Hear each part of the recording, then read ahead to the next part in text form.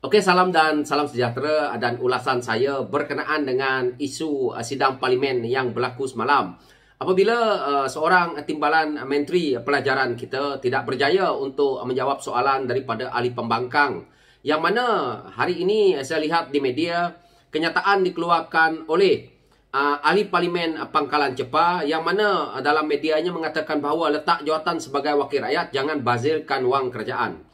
Dalam isu ini saya melihat bahawa dalam sidang live itu saya menonton kenyataan ataupun apa yang dikeluarkan oleh timbalan menteri, iaitu Lim Hui Ying berkenaan dengan isu ini.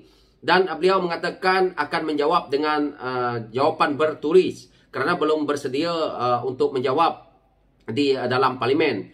Walaupun saya lihat perkara ini adalah satu yang pada saya tidak sewajarnya dilakukan oleh seorang ahli parlimen, dan juga semalam saya lihat ditegur oleh speaker Dewan Rakyat berkenaan dengan isu ini. Tetapi bukan semestinya ataupun kita harus mengeluarkan kenyataan politik, iaitu letak jawatan sebagai wakil rakyat jangan bazirkan wang kerajaan. Kerana orang yang nak bercakap ini, iaitu ahli parlimen Pangkalan Cepa ni pun, pada saya beliau tidak layak untuk nak mengatakan begitu kepada seorang ahli parlimen yang lain.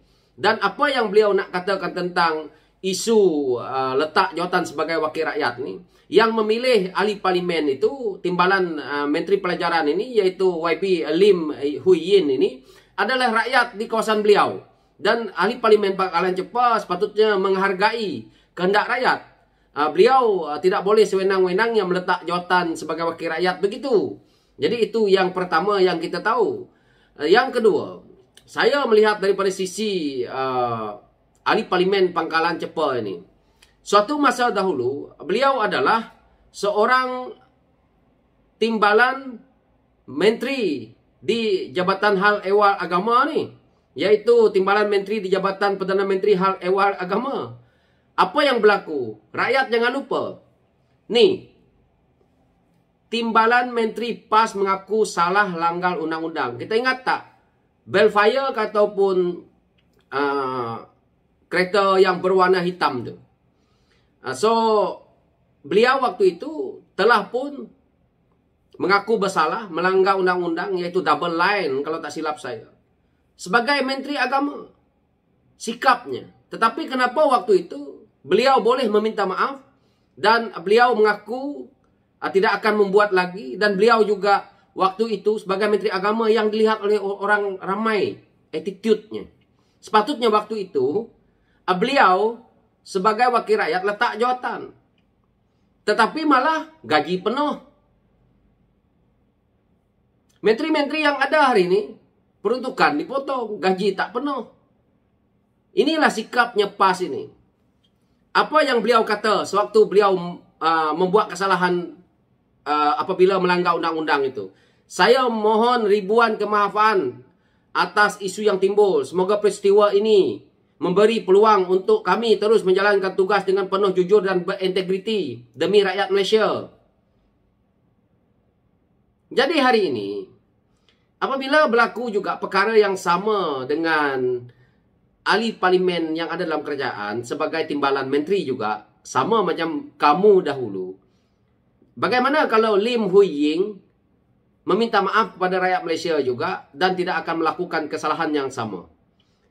Yang mana ini juga saya lihat semalam YB timbalan menteri menjawab bahawa beliau minta maaf dalam soal isu ini, tetapi akan menjawab secara bertulis. Walaupun saya pun tidak setuju, karena sepatutnya memang kena jawab di parlimen, tetapi sekurang-kurangnya masih ada ruang untuk beliau memperbaiki.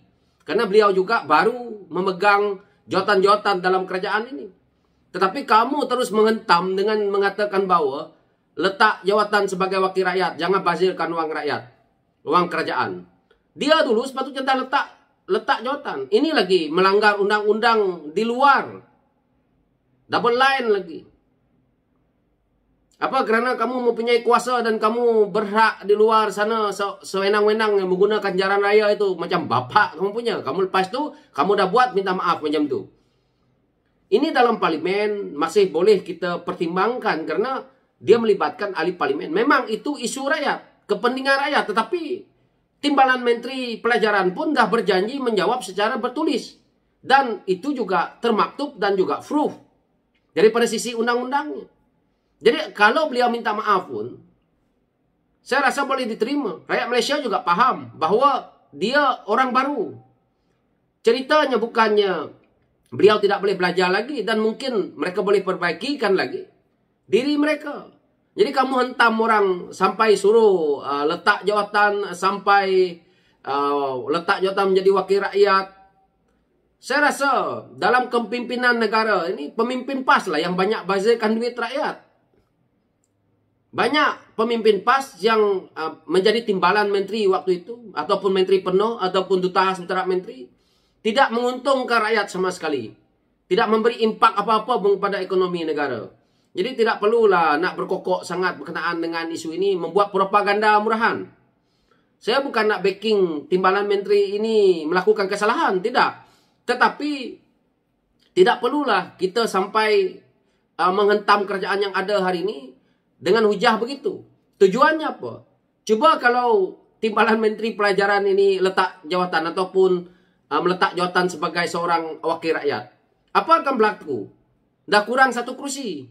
Jadi kalau kurang satu kursi, harapan mereka kerajaan ini akan runtuh. Ini adalah sikap yang tak baik. Dalam bulan puasa ni pemimpin PAS masih lagi licik. Masih lagi memainkan isu-isu yang tidak menguntungkan kerajaan, yang nak menumbangkan kerajaan. Bermaksud di sini, pemimpin PAS ni, hati mereka busuk. Dalam bulan puasa pun mereka mengeluarkan hujah-hujah yang pada saya daripada hati yang sangat hitam.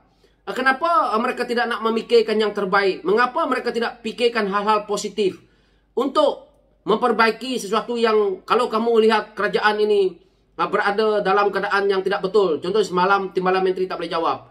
Kamu buat teguran, di waktu akan datang, jangan begitu, jangan begini. Bukannya kamu suruh pergi letak jawatan, sedangkan kamu sendiri melakukan kesalahan. Kamu tak nak letak jawatan dan kamu minta beribu kemaafan. So, jawapan saya mudah juga. Timbalan Menteri Pelajaran semalam dalam parlimen dia dah minta maaf. Tetapi kalau dia nak minta maaf di luar untuk rakyat Malaysia, seperti mana yang dilakukan oleh pimpinan PAS, buat di media juga, saya rasa samalah. So, sebelum pemimpin PAS nak buat teguran, sedar diri sendiri bahawa kamu juga pernah melakukan kesilapan. Hari ini kamu tegur orang lain, kami sebagai anak muda, kami akan menilai, kami akan melihat.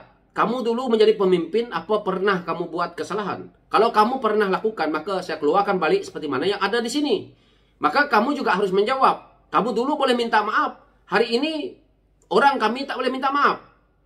So, itu ulasan saya dengan pemimpin PAS yang bermain dengan perkara-perkara yang tidak baik untuk cuba membuat propaganda agar kerajaan kita ini jatuh, ataupun semoga kerajaan ini lemah. Pada saya, impaknya kepada kita rakyat, tetapi pemimpin PAS yang tamak, rakus dan gila kuasa ini mau mendapatkan kuasa daripada pintu belakang. Ini adalah sikap yang tidak baik. So, saya harap daripada PRN yang akan datang ini, tolak PAS dan Bersatu ini. Kerana mereka tidak memberi apa-apa pun kepada negara kita ini, tetapi bukan sahaja tidak memberi apa-apa, sebagai pembangkang yang berwibawa juga mereka belum mampu lakukan. So, itu pencerahan saya, ketegasan saya dalam isu ini. Sekian, terima kasih.